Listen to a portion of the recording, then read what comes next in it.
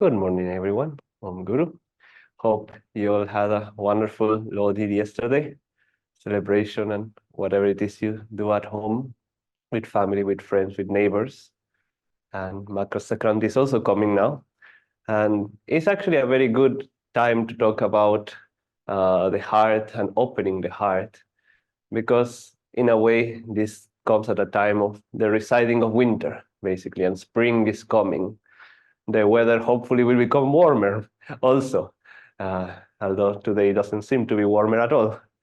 But it's a good allegory for our hearts as well. Sometimes it seems that our heart is kind of frozen, that is very hard. The expression, the heart made of stone. It seems that our heart sometimes becomes a little inert. Like the winter, everything becomes inert. Like, we don't feel like going out. We don't feel like perhaps coming to the center if you're online, or just we tend to just stay at home and perhaps eat a lot because there is not much more that we feel like doing because it's all inertia. And then when the warm weather starts coming, we open ourselves up, we start going outside for walks or to lose the weight that we gain maybe during winter or things of that sort. We start moving more. And so it is with the heart. When it starts becoming warmer, so to say, allegorically, starts melting the ice around the heart, we are able to expand much more. So today, talking about divine love and the opening of the heart, I wanted to start by just saying a little bit, maybe everyone's journey at some point or the other. Now, I think devotees, oftentimes they think their hearts are not open. You know, we always read Yogananda ji telling most of his disciples, and obviously telling also Swami Kriyananda, get devotion. You are too intellectual. You need to use more your heart. And we certainly feel oftentimes that it applies to us as well, that we don't feel that our hearts necessarily are open, at least not to the degree we wish them to be open. And I'm sure that all of us can still open our hearts much, much more, because when we fully open our hearts, of course, we will receive fully the divine presence within ourselves. Like one time, Swami Kriyananda, mentally, he was with Master, he was writing his commentaries on the Gita or something like that he was doing. And Swamiji was sitting at his feet and just praying inwardly, help me to love you as you love me. That was a silent prayer. And Master, after some time, he got up and he just told Swamiji, how can the little cup hold the entire ocean? And Swamiji understood that his heart was like a little cup. And of course, Yogananda ji was like pouring the whole ocean of love through himself. So obviously, our heart has to expand to become the ocean in order to, really fully manifest the love of God. And in that way, of course, our hearts still need to work a little bit, or perhaps a lot. But nevertheless, as devotees, we often feel like, oh, my heart is not very open, it's very closed. But we don't realize how much our hearts are actually already open. Yes, much more is needed, but our hearts must be already open if we are on the spiritual path. If you remember, Sri Yukteswar said that the opening of the heart's natural love is the prime requisite to even make one step on the spiritual path. And we had taken some steps. We don't know how many steps we have taken, but at least one we have taken. We have a guru and all these things. But our hearts are already in the process of opening up, which is something very, very encouraging, actually, to think about. Because as devotees, oftentimes we tend to bring ourselves down because we start saying, oh, oh, this, I cannot still do that. I can still not hear the Om. I can still not do this. I can still not do that. That's the wrong approach to the whole thing. Now, obviously, as in the journey of the soul, of the ego, probably better said, the heart opens in different stages. And these stages don't necessarily apply fully to us, but they do in some way. Yukteswar said that the first stage of the heart is called the dark heart. And the dark heart is the heart that is just really wanting everything for itself. just to fulfill desires, to sense pleasures. It doesn't understand any other reality but itself. You know, we heard that Swamiji, when he read Autobiography of a Yogi, and he was, he took the next bus to meet Yogananda ji from New York to California. And he said that he had only two desires. You remember those desires? I'm sure everybody remembers. One was to find God, and the second one was to help others to find God. He already had this expansion that, to include other people very much in his reality. I remember when I was a kid, and actually, all the way probably till I came to India and I started being on the spiritual path. But I remember this very strongly when I was a kid. One time we went to a vacation and there was a beautiful river. That's why you will go to that place, because of that river. And my brother and a couple of friends, we went upstream and we found a very, very nice spot that we really liked. What was my tendency? It was not to say to everybody, oh, look at the wonderful spot that we found. Everybody should come and see. No, I'm not going to tell anybody about any of these things. I wanted to keep it for myself, and I want to have this nice secret that I only know. And, maybe I'll tell a couple people just in secret. And, that was my attitude for a lot of time through childhood and all that. If I found something good, I want to keep it a secret, and yeah, obviously that tendency doesn't just disappear like that. And it was a little bit there also at the beginning of the spiritual journey. But it's something that I feel, at least, that I have let go, because it's a very silly thing. And because, of course, as devotees, even just in our mental training, we understand that that's not what we want to do. But also, more importantly, it's something that doesn't come natural to us anymore. Isn't it so? Now, the dark heart wanting to focus everything for itself. And then the second stage, that is the stage that we are all in, is the propel heart, he called it. The propel heart is those people who start questioning life, start questioning the reality of life, start questioning, what is the meaning of life? What is truth? And all these kind of questions start coming up. So the person starts trying to seek answers to all these questions. And he said that people who are in the propel heart stage, they are people who seek the company of like-minded people and uplifted company that will help them answer that question. And they are the ones that are fit to be in the company of a true guru. And I'm paraphrasing here, obviously, exactly what he said, because it was very complicated language, as you can imagine. But those people who are fit to be in the company and to attract a true guru. Now, I think that applies to all of us here. Now, whether we are fit to fully be in the but we have a guru. He's not in the body, yes, but we are fit to live in his present moment by moment, to call on him, and he will be there. Like we were talking during Yogananda's birthday, that I have not felt any time that if I don't sincerely call to Yogananda, and I think this everybody's experience here, that he is not there, as a little feeling in the heart, or some sort of feeling will come to you that tells you that he is there, because we are devotees trying to seek that ultimate truth. And that tells you that, yes, our hearts have opened up to a certain degree, isn't it so? And our hearts will keep opening up. In fact, one of the first things that happens when people start meditating, when people come onto the spiritual path, is that opening of the heart. To some degree or the other, you start seeing that people are softer, people smile more, people think more easily of others. There is a certain softness, even in the speech many times, that comes to people. And it's one of the first things that you start seeing and appreciating in devotees on the path.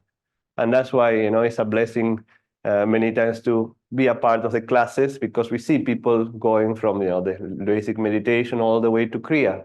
And you're able to see the changes in people. And it's a very beautiful thing to really observe. There was a student in level 2 class that we were, um, you know, asking again, how is meditation? Do you feel it's helping you? This, that. And she started smiling so happily because she said, like, I used to be so angry and so irritated at work all the time, snapping at people. If people will ask me something 2 times, I will, why are you asking me again? And like that, very reactive and very angry. And people knew it at work. And she said, now, not so much anymore. Not so much anymore. But the beautiful smile that she had while she was saying this, it was like so beautiful to see, you know. And of course, everybody at work also realized this change in her. And obviously, she still has ways to go, I'm sure. But that opening of the heart, opening of the heart, opening of the heart, we start seeing that as we go on the spiritual path, as we keep advancing, uh, we start including other people's reality in our own reality. That's really what this opening of the heart means, that we don't think anymore of our, as the reading said, of our own personal fulfillment. We don't try to attract people to ourselves just like that, but we start as much as possible in a spirit of selfless service, forgetting personal motivations, expand our aura to other people in the way of helping them, in the way of just being there when they are needed, or just in the way because that's what we enjoy doing. Isn't it so? Now, there's a very interesting thing here. Obviously, it says one does not find love by being loved. You don't find love by thinking that you need to be loved by someone, that craving, oh, I want to be loved. I want people to like me. I'm going to do things so people like me. That's the wrong way about it. But also, he says, and also not by centering all love in people. And that's something that many times we do, isn't it so? Now, when this is something I had to work very strongly with, because I remember when my heart started opening up in the spiritual path, I was living in Pune, and usually the company you keep helps you in this way. That's why it's very great to mix with other devotees, and especially devotees you feel that have certain qualities that you want. And in the company that I was, I felt that yes, my heart was opening. I was more able to express love, but I was centering it in people. What does that mean? That my my energy was going out for myself into people, and their actions or inactions affected me greatly. You know, that if they felt like I did something that was pleasing, I felt, so good, If I felt they were ignoring me or something, it's like, oh, why is it happening, And a lot of restlessness in the heart. You start feeling, when you center your love in people, you feel the heart becomes restless. That anything that happens really starts affecting your mental well-being, really. And your mind starts going crazy also, thinking and thinking and thinking. And that's very unhealthy, really. But it's a necessary stage, I think. Again, because as human beings, we cannot create love, we can just manifest love or channel love. This is also a true manifestation of love, but it's a lower manifestation of love. It's a very human manifestation of love. And therefore, what is going to happen? We are going to suffer the consequences of doing this kind of love. And I saw in my life that every time I center my love in people like that, I suffer. Until the point that, at some point I was doing it again. And I said, wait a minute, I have gone through this many times. What am I doing again? I'm going to get, sad again, and I'm going to have problems again. No, let me just find what is the other way. And the other way is just being the best possible you can be, the best possible person you can be, showering kindness, compassion, all these wonderful things, love, even if you feel that is love what you're showering, and have no expectation. Have no expectation that it will be reciprocated to you, or that other people will love you in return, or that perhaps you will not be hurt. One of the reasons why people don't like to open their hearts or express love is because of the fear of being hurt. Isn't it so? It says, there is that saying, it takes courage to love, but it's very true. It does take courage. It does take courage to open yourself up to other people, to situations, because you may be hurt in the process.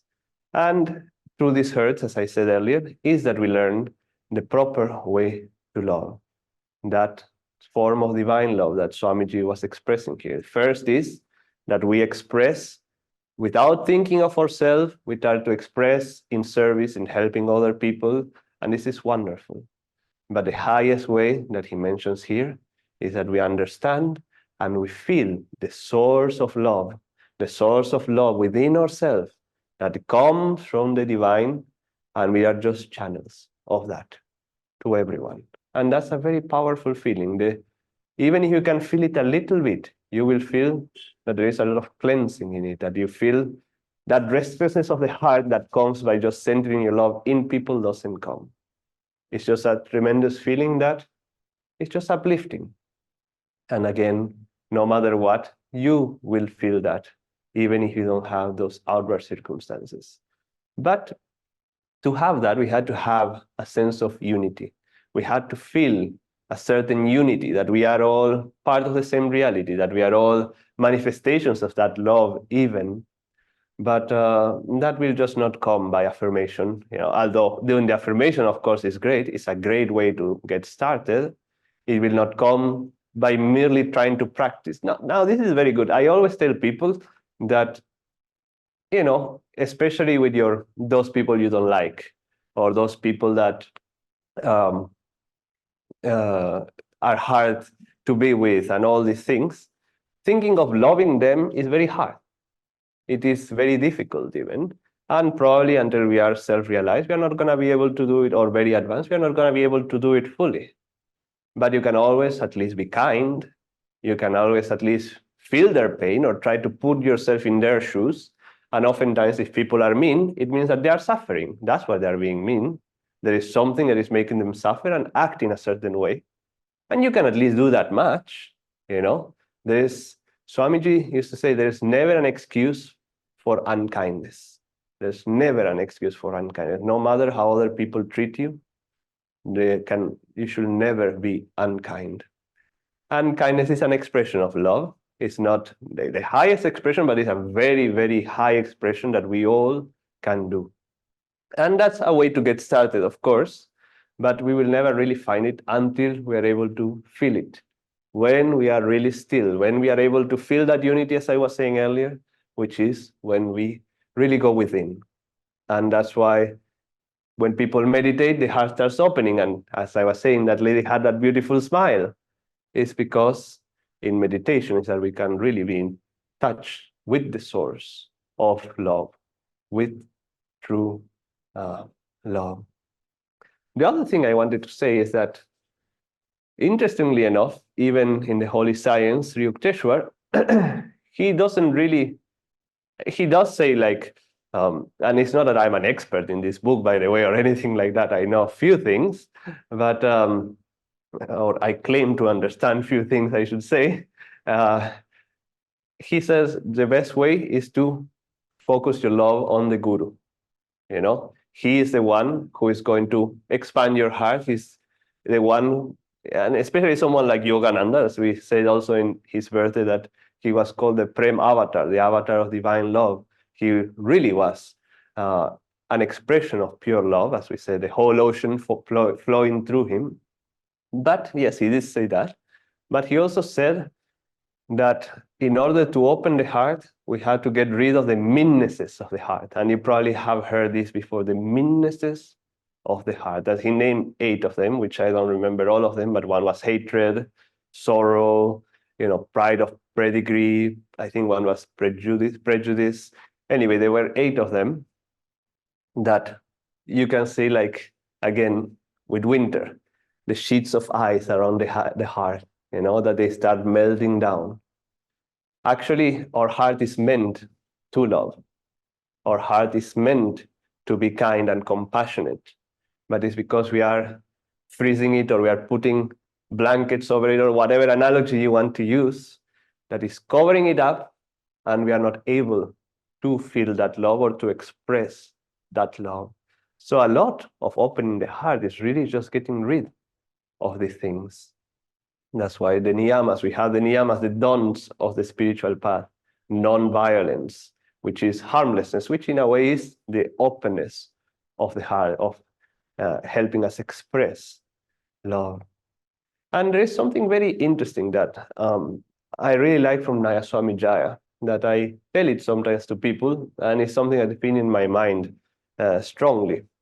Because obviously, when we talk about the heart, this is a heart, it creates desires. It's a center of likes and dislikes. That's what we are really working in on the spiritual path, the likes and dislikes of the heart. Now, likes, they tend to create attachments, they tend to create desires. That's why we center our love, when we center our love in people, or dislike in people, or hatred in people, is usually that we are saying, oh, I like this in you, therefore I like you. That's what we are really doing. We are just working with the likes and the dislikes. Or I don't like this in you, therefore I don't like you, I want to avoid you, right? And when we, that's why the heart is something that we really had to have in check. So the likes and the dislikes, but what the likes create desires usually, is our power of attraction towards something, isn't it so? And that's obviously, we always say, desire, my great enemy, blah, blah, blah, blah, blah. And then, but the dislikes usually create a certain aversion, right? Oh, I don't want to go there. Oh, I don't want to do this. Oh, I really dislike that. And Nayaswami Jaya said that, very interestingly, that he has found that when it comes to likes and dislikes, at least it's not that we had to control the likes, of course, but at least the likes usually are an expansion. Where when you are thinking of dislikes, or I really hate, I don't know, I really hate the cold, I don't like the cold, you are clenching the heart, isn't it so? You are withdrawing, you're tightening the heart. Now, we had to work on both of them, but he said, I have found that working more in the dislikes, in the things that I feel a rejection towards, because if you feel a rejection towards something, or you feel you dislike something, in order to overcome it, you're going to have to do something positive, isn't it so? So for example, if you feel hatred, well, you're going to start trying to find love or find kindness, as I said earlier. If you are in sorrow, you're going to try to find compassion or something or the other. You are going to try to find a positive solution. Whereas when you are working with the likes, you're going to have to rein in that energy and kind of close it up, which is also very necessary. Of course, we need to do that.